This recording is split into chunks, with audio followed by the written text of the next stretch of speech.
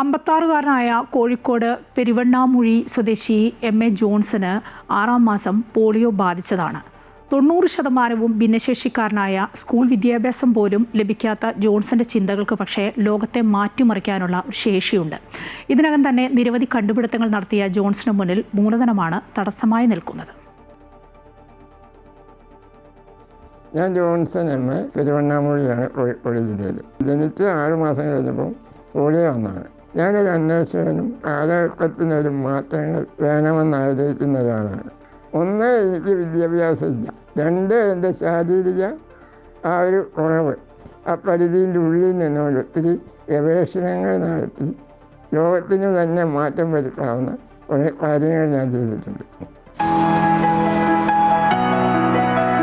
1991 മുതൽ MTech electro digital industry എന്ന സ്ഥാപനം നടത്തുന്ന പെരുവണ്ണാമുഴി സ്വദേശി ജോൺസൺ 2004-ലാണ് LED ബൾബുകൾ വെളിച്ചത്തിനായി ഉപയോഗിക്കാവുന്ന രീതിയിൽ കണ്ടെത്തിയത്.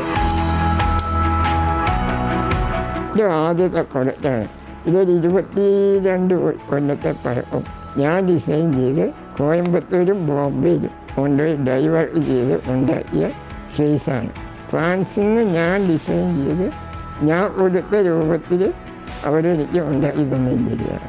ബിസിനസ് സാധ്യതയുള്ള 4ഓളം പുതിയ ടെക്നോളജികളും ജോൺസൺ വികസിപ്പിച്ചെടുത്തിട്ടുണ്ട്. നാട്ടിൽ മുഴുവൻ കാട്ടുമഴ സജ്ജമാണ്. കൃഷിക്കാർ ഉപയോഗിക്കാവുന്ന രൂപത്തിലുള്ള ഒരു പ്രൊഡക്റ്റാണ് ഇപ്പോൾ ഏറ്റവും നമ്മുടെ മാർക്കറ്റിലോട്ട് ഇറക്കിയ ഒരു പ്രൊഡക്റ്റ് വന്നിരിക്കുന്നത്.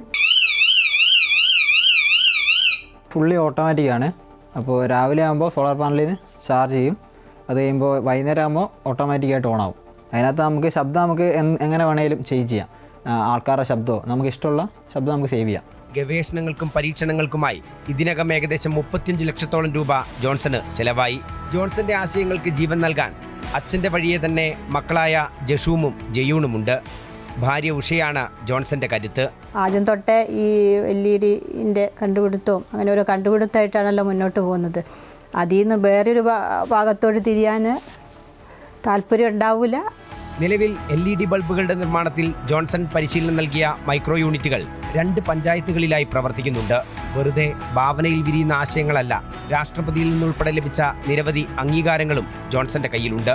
ആരുടെയും സഹായമല്ല, തന്റെ ആശയങ്ങൾ നടപ്പിലാക്കാനുള്ള പ്രവർത്തന മൂലധനമാണ് ജോൺസൺ ആവശ്യം.